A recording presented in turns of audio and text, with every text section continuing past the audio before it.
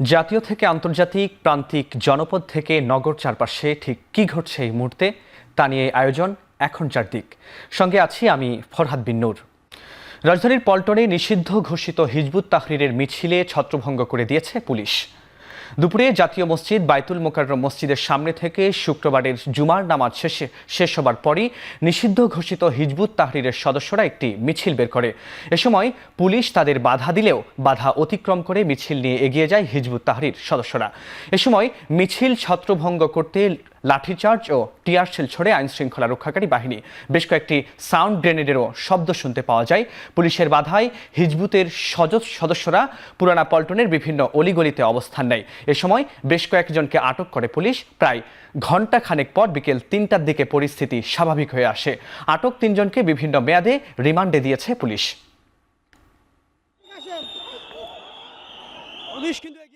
আমরা তাদেরকে ডিসপার্স করেছি, আমরা সাউন্ড গ্রেনেড মেরেছি, আমরা গ্যাস গান মারছি।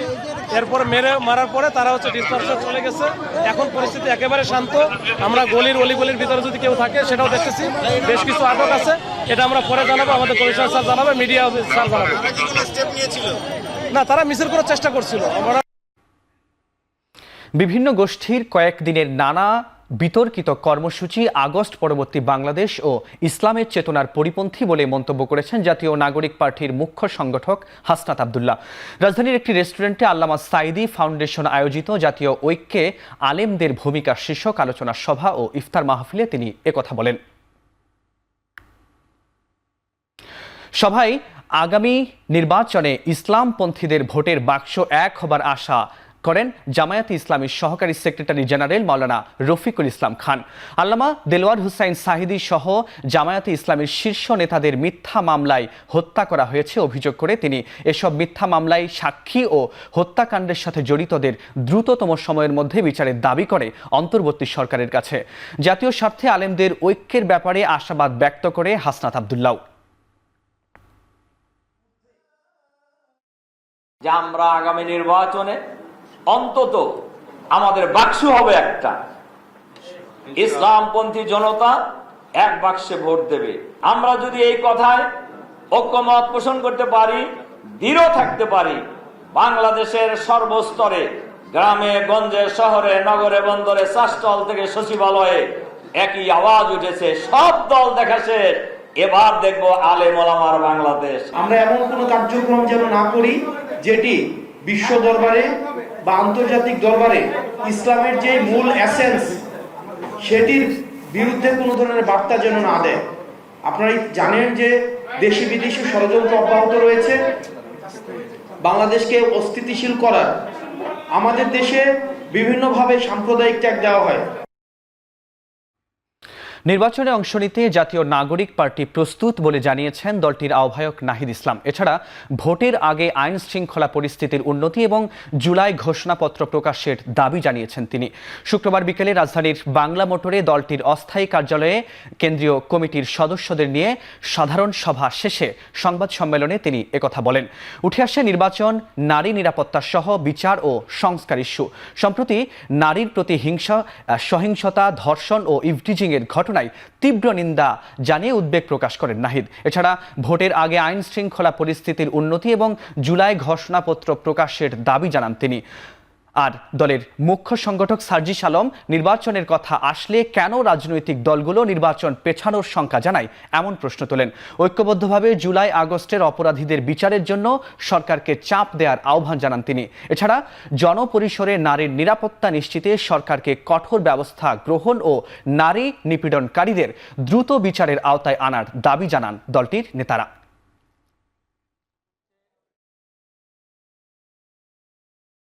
আমরা জানি না যে আমাদের যে রাজনৈতিক দলগুলো রয়েছে নির্বাচন কেন্দ্রিক একটা শব্দ আসলে কেন তারা শুধু নির্বাচন পিছানোর ভয়টা করে, কেন শুধুমাত্র আমাদের মাথায় একটা নির্বাচন হবে, আমরা দ্রুততম সময়ের মধ্যে ক্ষমতায় যাব, এই চিন্তাটা কেন কাজ করে। নির্বাচনের জন্য নাগরিক পার্টি তার মানসিকতা এবং প্রস্তুতি রয়েছে এবং আমরা নির্বাচন সামনে বলেছি যে আমরা আমাদের জায়গা থেকে গণপরিষদ নির্বাচন দেখতে চাই জাতীয় সংসদের পাশাপাশি।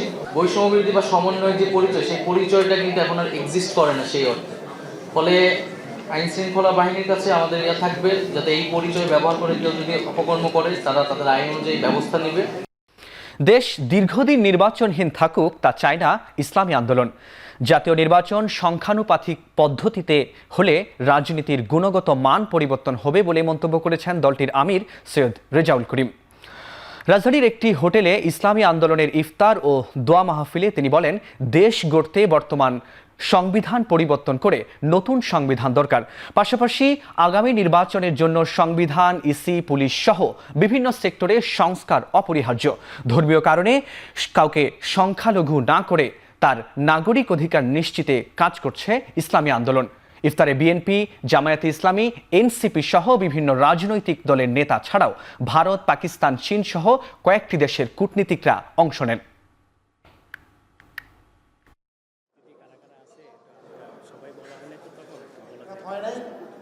নামাজের পরে এখন চারদিকে নিচ্ছে একটা বিরতি, ফিরছি একটু পরই।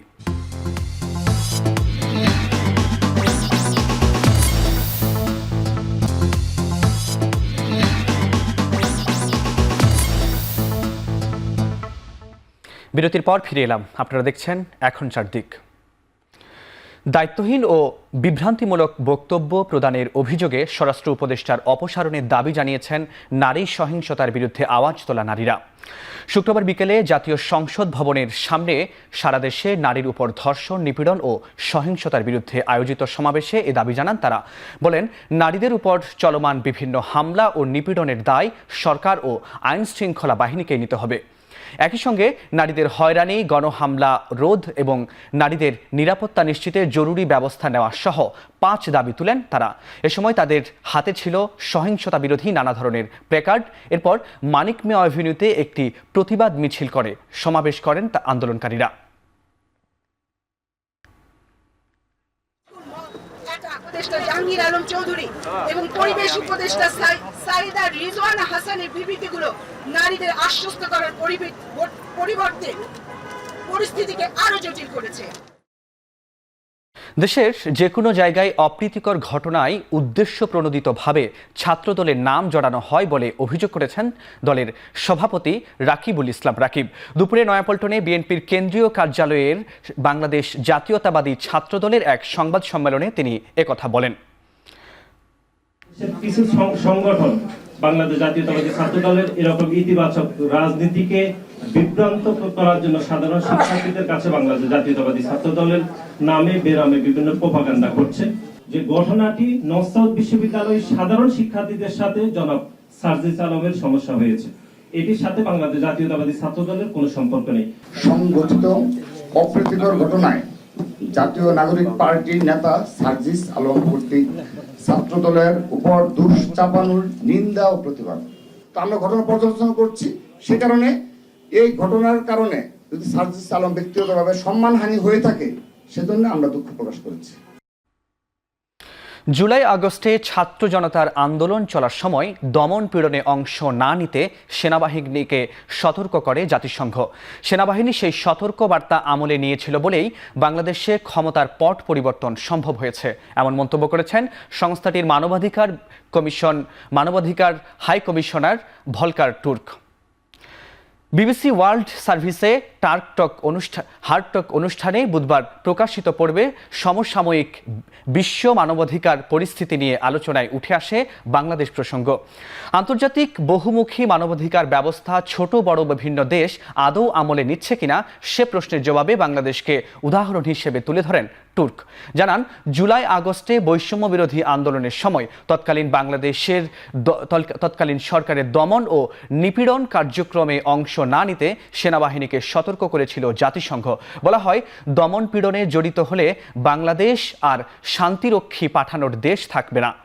তুর্কের মতে সেনাবাহিনী সে সতর্কবার্তা আমলে নিয়েছিল বলেই পতন হয় শেখ হাসিনার সরকারের।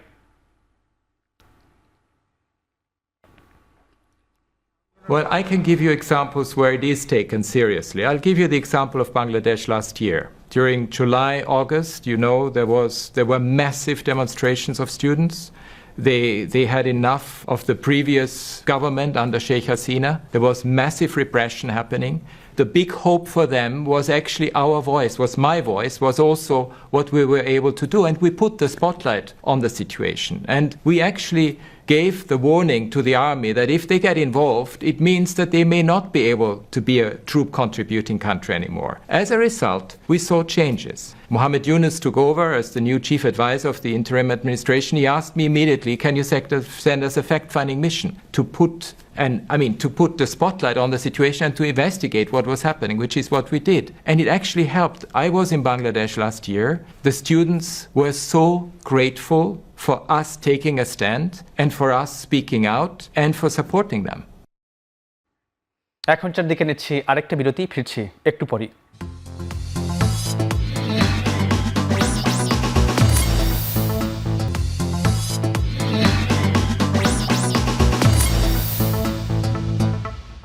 বিরতির পর ফিরে এলাম আরও একবার। আপনারা দেখছেন এখন চারদিক। রাঙামাটির কাউখালীতে ইউপিডিএফের গোপন আস্তানায় অভিযান চালিয়ে অস্ত্র, গুলি সহ বিভিন্ন সরঞ্জাম উদ্ধার করেছে সেনাবাহিনী। শুক্রবার ভোরবেলা কাউখালীর পানছড়ি এলাকা থেকে এসব উদ্ধার করা হয়। তবে সেনা সদস্যদের উপস্থিতি টের পেয়ে সন্ত্রাসীরা পালিয়ে যাওয়ায় কাউকে আটক করা যায়নি।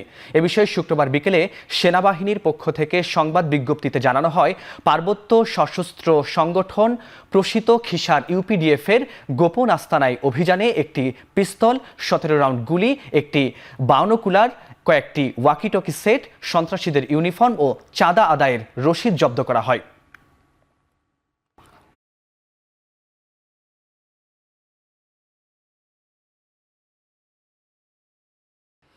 প্যারিসের একটি রেল স্টেশনে দ্বিতীয় বিশ্বযুদ্ধের একটি বোমা পাওয়া গেছে। প্যারিসের গ্যারে টু নর্ড ব্যস্ততম রেল স্টেশনে বোমা পাওয়া গেলে রেল চলাচলে বিপর্যয় ঘটে। শুক্রবার সকালে বোমাটি পাওয়া যায় বলে জানিয়েছেন কর্মকর্তারা। বিভিন্ন আন্তর্জাতিক গণমাধ্যমে প্রকাশিত তথ্য বলছে, বোমাটি দেখা যাওয়ায় ইউরোস্টার সহ মেট্রো, জাতীয় ও দ্রুতগামী আন্তর্জাতিক রেল পরিষেবায় স্থবিরতা নেমে আসে। বেশ কয়েকটি ইউরোস্টার যাত্রা বাতিল করা হয়। কর্তৃপক্ষ ঝুঁকি মোকাবেলায় এলাকাটি সুরক্ষিত রাখার কারণে যাত্রীরা ব্যাপকভাবে বিড়ম্বনার শিকার হন।